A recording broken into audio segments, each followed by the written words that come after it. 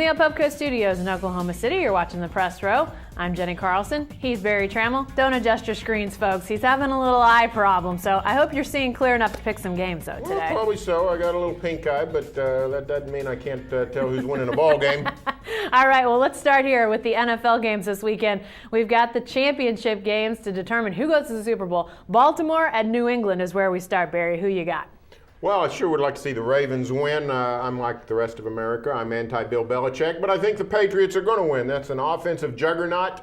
The Ravens play good defense, but Joe Flacco's been pretty good this year and in past years, but I don't think he's playing very well. That New England double tight end weapon is really working well. I think this is New England's year. I think the Patriots are going to win. You know, I do too. And yeah, the tight ends have become all the rage in New England. But remember, they've got this guy named Wes Welker too. He led the NFL in receptions this year. Oklahoma product, obviously, grew up here in Oklahoma City. So I think people around here watch him with a little more love maybe than some others. But they've got all kinds of weapons. And Baltimore's defense really, really good. But I think it was interesting to me this week, Barry, to see some of this Ed Reed talking about Joe Flacco. That's not a really good sign when you've got guys on the same team talking about teammates. I mean, it can't help when you're getting ready to try to go to New England and beat the Patriots. No, I mean, for some reason, Flacco, and part of it's his own fault, he's sort of become a lightning rod, sort of has a chip on his shoulder. I don't like that. Baltimore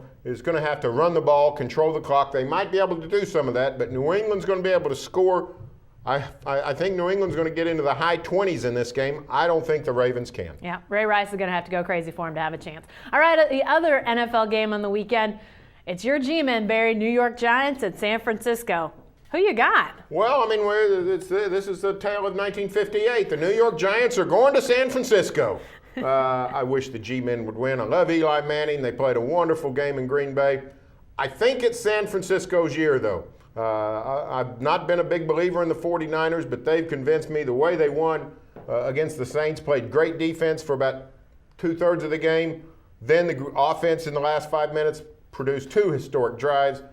49ers have the kind of defense that can stop most anybody. I like the 49ers. I think they're going to win. This is a shocking development. You not picking the G-men and Eli Manning. Well, I'm going to do it for you. I'm picking the Giants to beat the 49ers, but this is going to be a fantastic matchup. All these games this time of year are. But, you talk about defenses. What about the Giants' defense? Now, there's a defense playing really well. Obviously, overall, this whole Giants team playing at such a high level, going to Green Bay last weekend and beating the Packers when nobody thought that they could be ousted from that home field advantage and were sure to be in the Super Bowl. Here they are on the road again. It's going to be tough, but I love the Giants defense. And Barry, Alex Smith, he's making me a believer, but I don't know. Has he seen anything like this Giants front four? Wow. I don't like Alex Smith. I think that was probably a mirage, those two drives. But the thing about the 49er offense, 49ers don't have to play great offense to win. They can run the ball. Sometimes the 49ers are a throwback team. Sometimes a punt is a good play. Yeah. So and they got the league's best punter. I think it's going to be a field position game. I think 49ers home field advantage going to lift them to victory. All right, we'll see who's in the Super Bowl after this weekend. How about some local college basketball games? Got a good steady diet on Saturday before those NFL games start. It starts bright and early with the OU women against Texas. OU Texas. Barry, who you got in this game? Well, I'm going to take the Sooner women. Texas women just haven't been getting it done. No. Gail Gooston, of course, has not transformed that program the way people thought she would. Sherry's team got a really good win Tuesday night at Manhattan without Joanna McFarland. Good road win against an unbeaten in the conference Wildcat squad.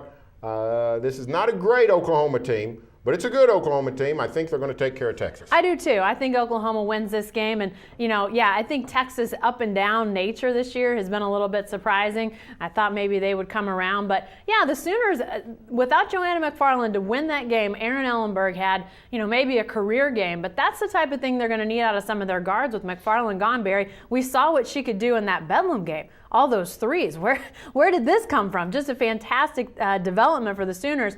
Now she's out with a busted jaw for an undefined amount of time. So they're going to need those guards to come around. I think they're going to win on Saturday.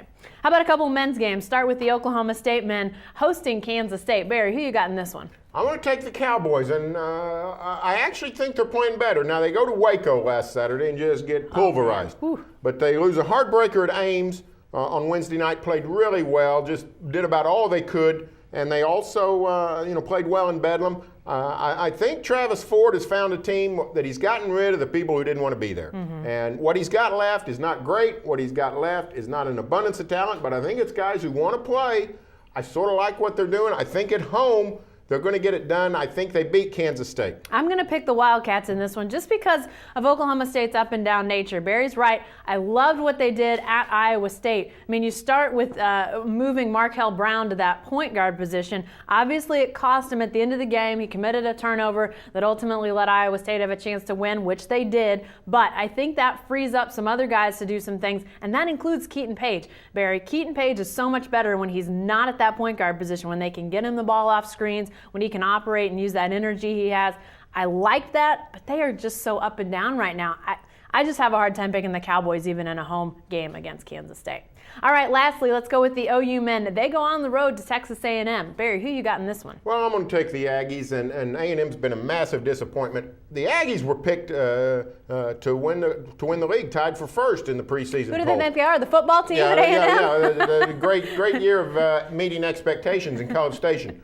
But they've had some adversity with the new coach, Billy Kennedy, having some medical problems. Sooner men have not been good on the road. I think Lon Kruger's doing a heck of a job. He's got a decent team. It's not a great team, but it's a decent team, but they haven't shown they can win on the road. Yeah. I think they lose at College Station. Yeah, I'm going to go with Texas A&M as well. This is a game, though, that the Sooners could win. I wouldn't be surprised if they beat Texas A&M because the Aggies have been so really abysmal this year from what we thought they were going to be. We thought this was a team that maybe had a chance to, jump up there and contend for a conference championship, and they don't look anywhere close to what Baylor and Kansas are right now in the league. So, Texas A&M definitely a shadow of what their preseason selves look like. But I do think that Oklahoma's men still struggling to score it. I think they are showing some signs of progress. Obviously, they win an ugly game against Texas Tech early in the week, but going on the road, even against a team as, sort of off its rocker a little bit as A&M is, I still think the Aggies get the job done in this one. Hey, be sure to stay with the best coverage team anywhere at newsok.com and every day in the Oklahoman.